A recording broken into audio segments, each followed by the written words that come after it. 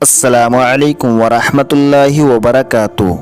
کیا وطر کی نماز واجب ہے یا سنت ہے؟ وطر کی نماز میں کتنی رکعتیں ہیں؟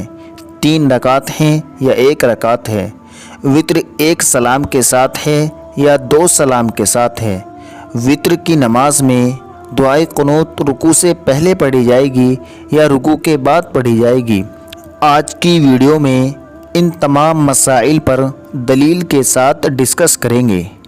وطر کی نماز امام ابو حنیفہ کے نزدیک واجب ہے، لیکن باقی تینوں اماموں کے نزدیک وطر کی نماز سنت ہے، لیکن ان کے نزدیک بھی یہ ایسی سنت ہے جس کو چھوڑنا جائز نہیں۔ جس طریقے سے امام ابو حنیفہ کے نزدیک عیدین کی نماز واجب ہے اور تینوں اماموں کے نزدیک عیدین کی نماز سنت ہے، لیکن وہ بھی اس طرح کی سنت ہے جس کو چھوڑنا ایک مسلمان کے لیے جائز نہیں۔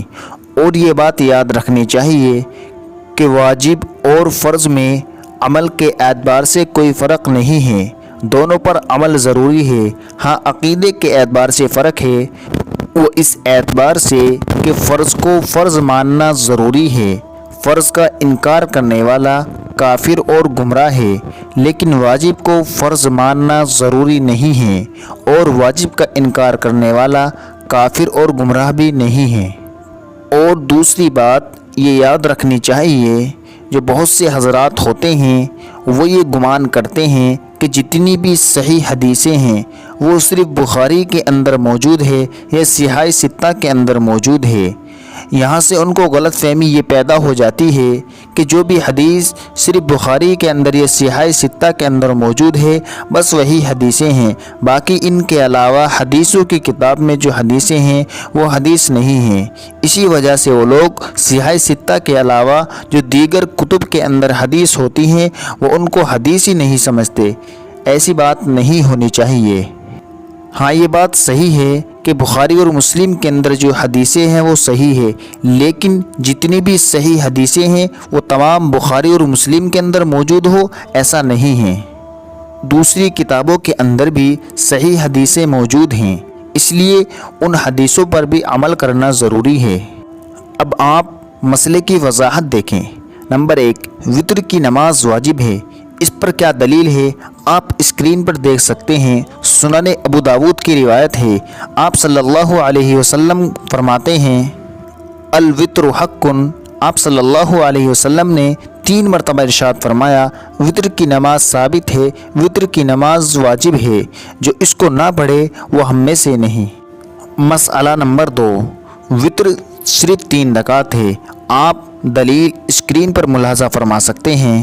حضرت امی عائشہ رضی اللہ تعالی عنہ سے آپ صلی اللہ علیہ وسلم کی نماز کے متعلق سوال کیا تو انہوں نے فرمایا آپ صلی اللہ علیہ وسلم رمضان ہو چاہے غیر رمضان ہو آپ 11 رکعت سے زائد نہیں پڑھا کرتے تھے، ان میں سے پہلے آپ 4 رکعت پڑھتے اور ان کی خوبصورتی اور ان کی طوالت کے بارے میں نہ پوچھو، پھر آپ صلی اللہ علیہ وسلم 4 رکعت پڑھا کرتے اور ان کی بھی خوبصورتی اور ان کی طوالت کے بارے میں نہ پوچھو، پھر آپ صلی اللہ علیہ وسلم 3 رکعت پڑھتے۔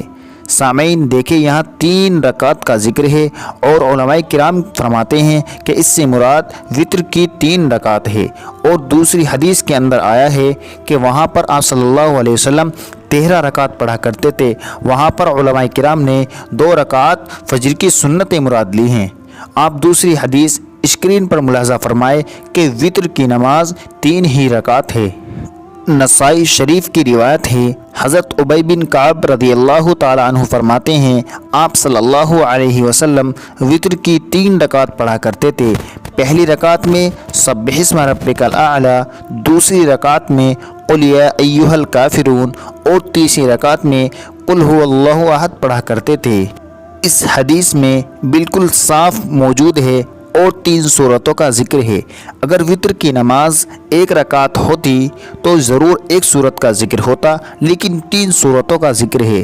اور تیسری دلیل اس بات پر کہ وطر کی 3 ہی رکعت ہے، آپ اسکرین پر ملاحظہ فرمائیں۔ तिरमिज़ी शरीफ की रिवायत है, हज़रत अली रज़ी अल्लाह ताला अन्हु फरमाते हैं, नबी करीम सल्लल्लाहु अलैहि वसल्लम 3 रकात वितर पढ़ा करते थे और सबसे आखिर की रकात में कुल हुवल्लाहु अहद पढ़ा करते थे। इन हदीसों के अलावा बाकी कुतुब के अंदर भी दीगर हदीसें मिलती हैं कि आप सल्लल्लाहु अलैहि वसल्लम ने 3 रकातें पढ़ाई और 3 सूरतें सिखाई। अब अगर वित्र 1 रकात होती तो आप सल्लल्लाहु अलैहि वसल्लम 3 सूरतें क्यों सिखाते? मसला नंबर 3, वित्र एक ही सलाम के साथ है, वित्र 2 सलाम के साथ नहीं है। आप दलील स्क्रीन पर मुलाहजा फरमाएँ। तिरमिज़ी शरीफ की रिवायत है, हज़रत आयशा रज़ियल्लाहु ताला अन्हा से सवाल किया गया, आप सल्लल्लाहु अलैहि वसल्लम वित्र में क्या पढ़ा करते थे? तो उन्होंने अर्ज़ किया, पहली रकात में सब्बिहिस्मा, दूसरी रकात में कुल या अय्युहल काफिरून और तीसरी रकात में कुल हुवल्लाहु अहद पढ़ा करते थे। यहाँ पर साफ मौजूद है कि आप सल्लल्लाहु अलैहि वसल्लम 3 रकात पढ़ा करते थे और 2 रकात में सलाम नहीं फेरा करते थे और वित्र की नमाज 1 सलाम के साथ है। दूसरी हदीस मुलाहजा फरमाएँ, स्क्रीन पर देखें। नसाई शरीफ की रिवायत है, हज़रत आयशा रज़ियल्लाहु ताला अन्हा फरमाती हैं, रसूलुल्लाह सल्लल्लाहु अलैहि वसल्लम वित्र की 2 रकातों के बाद सलाम नहीं फेरते थे। मसला नंबर 4, दुआए क़ुनूत रुकू से पहले है। आप स्क्रीन पर दलील मुलाहजा फरमाएँ। हुज़ूर सल्लल्लाहु अलैहि वसल्लम वित्र की 3 रकात पढ़ाते थे। पहली रकात में सब्बिहिस्मा, दूसरी रकात में कुल या अय्युहल काफिरून और तीसरी रकात में कुल हुवल्लाहु अहद पढ़ा करते थे और दुआए क़ुनूत रुकू से पहले पढ़ते थे। बहुत से हज़रात ये कहते हैं कि आप सल्लल्लाहु अलैहि वसल्लम ने दुआए क़ुनूत रुकू के बाद पढ़ी है। वो वाली क़ुनूत नहीं है, बल्कि वो क़ुनूत नाज़िला है जो मुसलमानों पर गलबे के वक्त तकरीबन 1 महीने तक पढ़ी जाती है। अब इन तमाम रिवायत का खुलासा समझिए। हज़रत आयशा की रिवायत से मालूम होता है कि आप सल्लल्लाहु अलैहि वसल्लम तहज्जुद के बाद 2-2 रकात तहज्जुद के बाद और 4-4 रकात के बाद आखिर में 3 रकात वित्र पढ़ा करते थे और सलाम सिर्फ आखिर में फेरा करते थे। और दूसरी बात, किसी ने हज़रत हसन बसरी से पूछा कि इब्ने उमर वित्र की 2 रकात पर सलाम फेरते थे, तो हसन बसरी ने बयान किया कि उनके अब्बा उनसे ज़्यादा बड़े फ़कीह थे। वो दूसरी रकात से तकबीर कहकर खड़े हो जाते और तीसरी रकात में सलाम फेरते थे। ये रिवायत मुस्तदरक हाकिम के अंदर मौजूद है। और तीसरी बात, हज़रत हसन से खुद मरवी है, वो इस बात को कहते हैं कि मुसलमानों का इस बात पर इजमा है कि वित्र की 3 रकात आखिर सलाम के साथ है। मतलब ये कि उन्होंने दावा किया है कि वित्र 1 सलाम के साथ 3 रकात है, इस पर इजमा है। और वो ये बात भी कहते हैं कि इब्ने उमर और हज़रत मुआविया रज़ियल्लाहु ताला अन्हुमा के अलावा कोई भी दूसरा सहाबी नहीं मिलता जो वित्र 2 सलाम से पढ़ता हो। ये रिवायत मुसन्नफ़ इब्ने अबी शैबा के अंदर मौजूद है। और तीसरी बात, हज़रत अबू ज़ियाद जो मदीने के 7 फ़ुक़हा में शामिल हैं और बहुत से उलमा ये बात कहते हैं कि वित्र 3 ही रकात है और 1 सलाम के साथ है। खुलासा ये है कि एक तरफ इब्ने उमर और हज़रत मुआविया है और दूसरी तरफ जमहूर सहाबाए किराम का अमल है। ज़ाहिर है 2 सहाबा का अमल जमहूर के मुआरिज़ नहीं हो सकता। अब एक सवाल ये भी है कि रिवायत के अंदर 1 रकात वित्र का जिक्र भी आता है।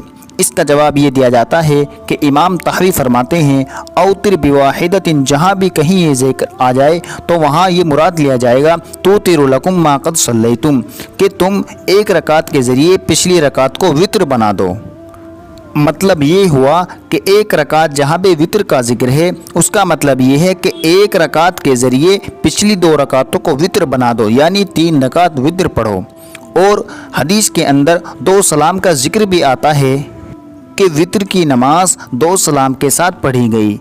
इसका जवाब ये दिया जाता है कि यहाँ मुराद 2 सलाम से दूसरा कायदा मुराद है, यानी अत्तहियात, इसको भी सलाम से ताबीर किया गया है क्योंकि इसके अंदर भी अस्सलामु अलैका अय्युहन नबिय्यु सलाम का जिक्र है। खुलासा ये है कि वित्र के मुतालिक बहुत सारी मुख्तलिफ रिवायतें हैं जिनमें बड़ा तारुज़ है। इन तमाम रिवायतों को अगर तत्बीक दी जाए तो जितना बेहतर तरीका امام ابو حنیفہ رحمۃ اللہ علیہ نے اختیار کیا ہے، اتنا بہتر طریقہ شاید کسی اور نے اختیار نہیں کیا۔ اگر آپ اتفاق اس بات سے نہ بھی رکھیں تو بھی کوئی فرق نہیں پڑتا، لیکن لوگوں کے سامنے اپنے عقیدے کو اس طرح پیش کرنا کہ لوگ مقلدین حضرات کو یا حنفیوں کو برا سمجھے، یہ صحیح نہیں ہے۔ یہ کتنی عجیب بات ہے کہ لوگ امام بخاری پر تو یقین کر لیتے ہیں، لیکن جو حضرات امام بخاری کے استادوں میں شامل ہے، یہ جو امام بخاری سے پہلے کے لوگ ہیں، جو تابعین میں شامل ہیں، ان پر کٹ کرتے ہیں اور ان پر اعتراضات کرتے ہیں، حالانکہ ان کا علم امام بخاری سے زیادہ تھا۔ ان کا زمانہ خیر القرون کا زمانہ ہے، انہوں نے تابعین تبع تابعین کی صحبت پائی ہے۔ جب یہ مختلف مسائل ان کے سامنے حل نہ ہو سکے اور جس کو جیسا بہتر لگا اس نے اس پر عمل کر لیا، تو پھر ہم کون ہوتے ہیں چوں چرا کرنے والے؟ اللہ پاک ہم سب کو دین کی صحیح سمجھ عطا فرمائے۔ امید ہے کہ وطر کا مسئلہ کلیئر ہو گیا ہوگا۔ اگر یہ معلومات آپ کو اچھی لگی ہو تو ویڈیو کو لائک ضرور کریں۔ مزید کسی اور ٹاپک کے لیے ہمارے اور اپنے یوٹیوب چینل کو سپورٹ کیجیے اور سبسکرائب کیجیے۔ شکریہ۔ السلام علیکم ورحمۃ اللہ وبرکاتہ۔